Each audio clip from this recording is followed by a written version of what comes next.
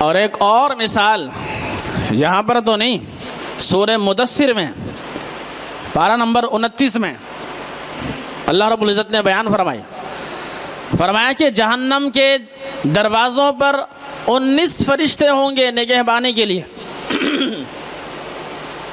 نگہبانی کے لیے کتنے فرشتے ہوں گے؟ 19۔ علیہا 19، 19 فرشتے جو جہنم کے دروازوں پر نگہبان ہوں گے، جن کو جہنم کے داروغہ بولا جاتا ہے۔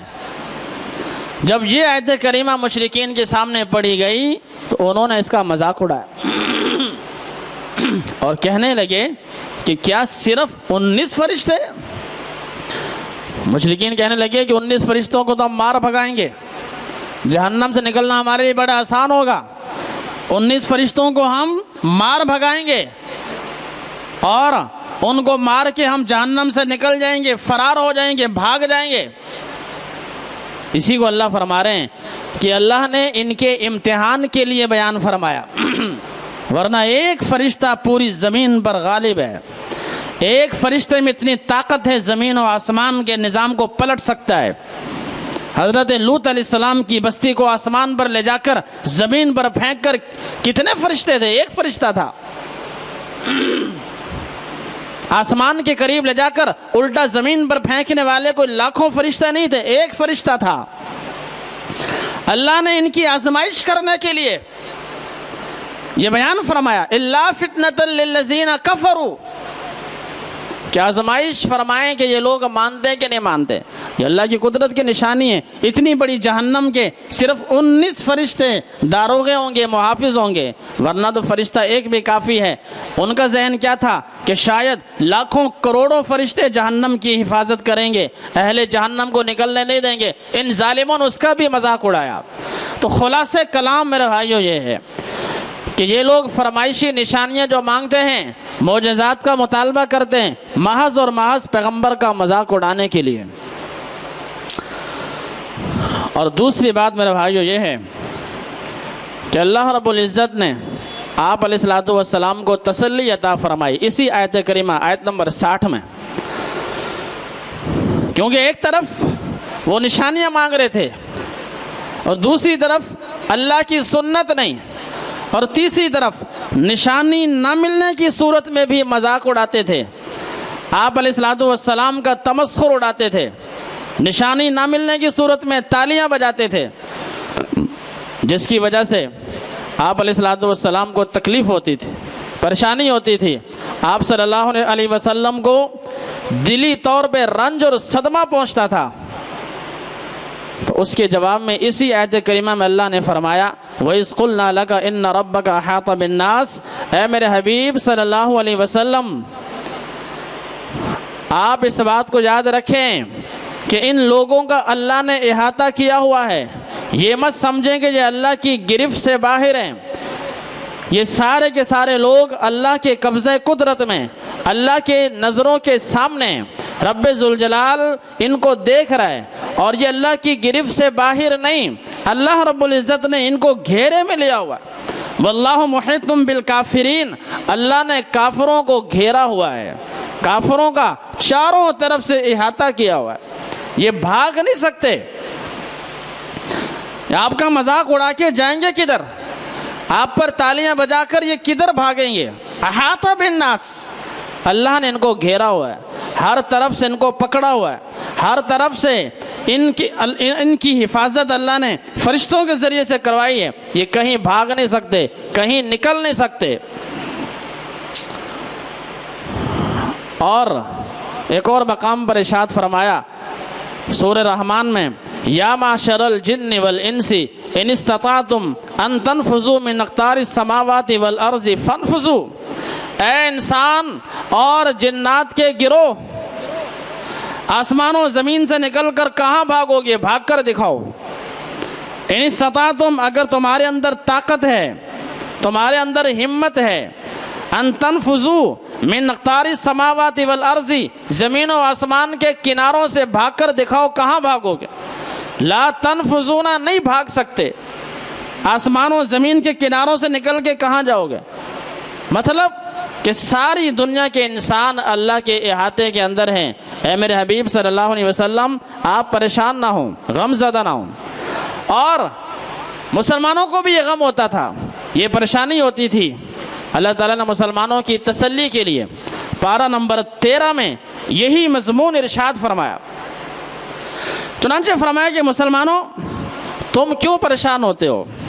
تم کیا سمجھتے ہو کہ اگر ان کے مطالبے کے مطابق مکہ کی سرزمین پر چشمے کو جاری کر دیا جائے، یا زمین کو ہموار کر دیا جائے، یا مردے اٹھ کر ان سے بات کریں، کلام کریں، ان سے بات چیت کرنا شروع کر دیں، یا ان کی فرمائش کے مطابق اللہ خود زمین پر آ جائے، یا ان کی فرمائش کے مطابق فرشتے زمین پر آ جائیں اور ان کو کہہ دے یہ سچا پیغمبر ہے، یہ نہیں مانیں گے۔ فرمایا کہ جس کو اللہ کی آیات میں، کائنات کے آثار میں، اپنے جسم میں اور قرآن مجید کی آیات میں نور حق نظر نہیں آتا، اسے کسی بھی معجزے اور نشانی میں نور حق نہیں نظر آئے گا۔ جس کو نظر آئے گا وہ کائنات کے اندر غور و فکر کر کے سنریہم آیاتنا فی الآفاق وفی انفسہم، اللہ خود فرماتے ہیں کائنات کے کناروں میں اور تمہارے اندر ہم نے نشانیاں پھیلا دی ہیں۔ اپنے جسم میں غور کرو، کائنات میں غور کرو۔ حتیٰ یتبین لہم انہ الحق، اگر تم غور کرو گے تو تمہارے سامنے حق واضح ہو جائے گا، حق بات کھل کر سامنے آ جائے گی۔ الا انہ بکل شیء محیط، لوگوں خبردار ہو جاؤ، اللہ نے ہر چیز کو گھیرا ہوا ہے۔ لیکن میرے بھائیوں، لوگوں کی عادت ہے دین کا مذاق اڑانا، لوگوں کی عادت ہے اللہ کی آیات کا مذاق اڑانا۔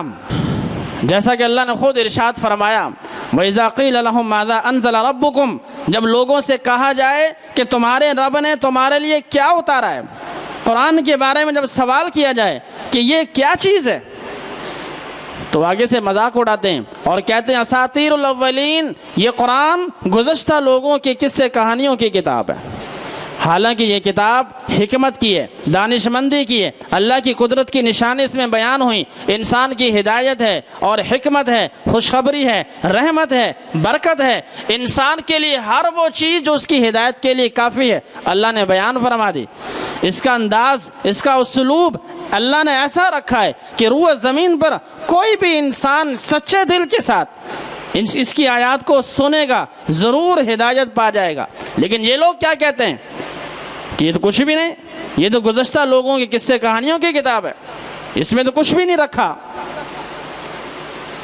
لیکن یہ حالت کن کی ہے؟ یہ کافروں کی ہے، ظالموں کی ہے۔ یہ الفاظ ان کے ہیں، ایمان والوں کے الفاظ یہ نہیں۔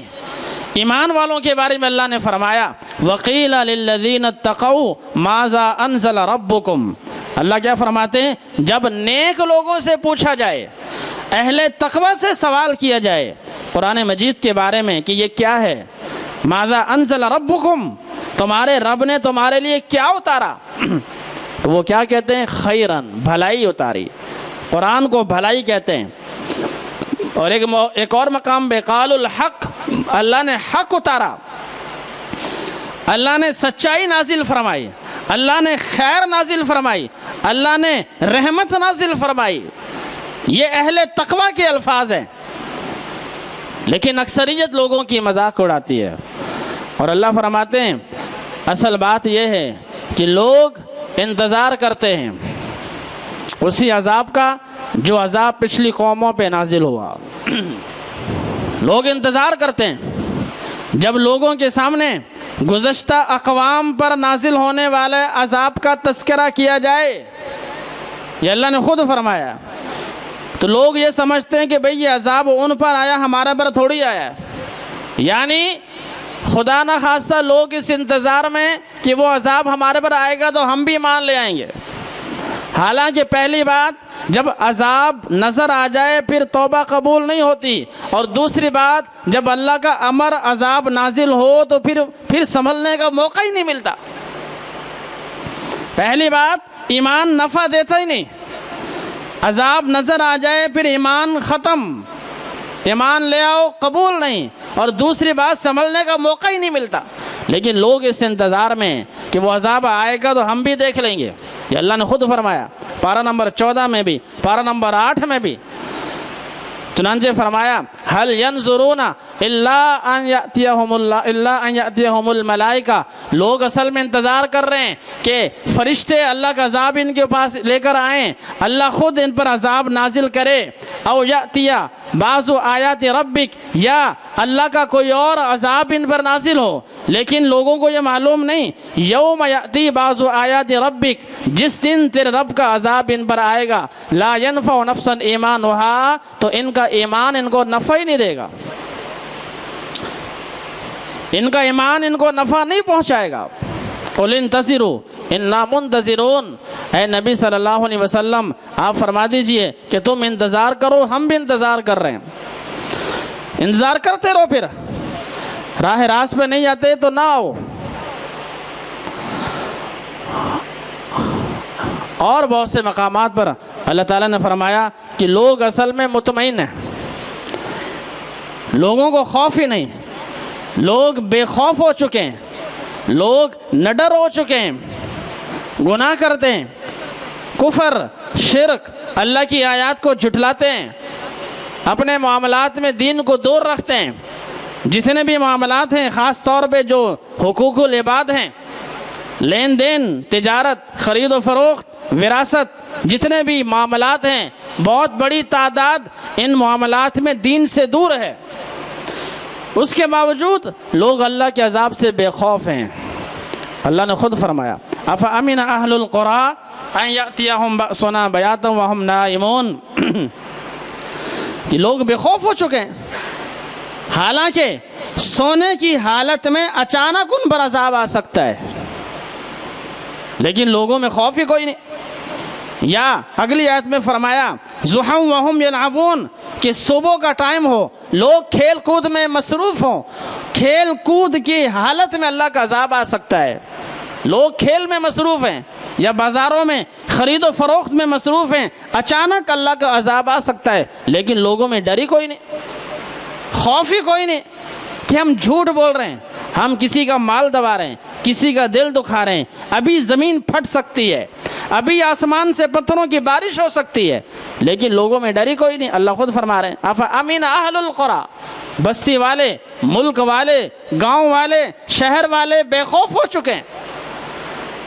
اللہ کا امر کسی وقت بھی اچانک زمین پر آ سکتا ہے میرے بھائیو، اجتماعی نہیں تو انفرادی تو کہیں نہیں گیا، اچانک دل بند ہو سکتا ہے، اچانک انسان کی موت واقع ہو سکتی ہے، اچانک کوئی حادثہ ہو سکتا ہے، لوگوں میں ڈر ہی کوئی نہیں۔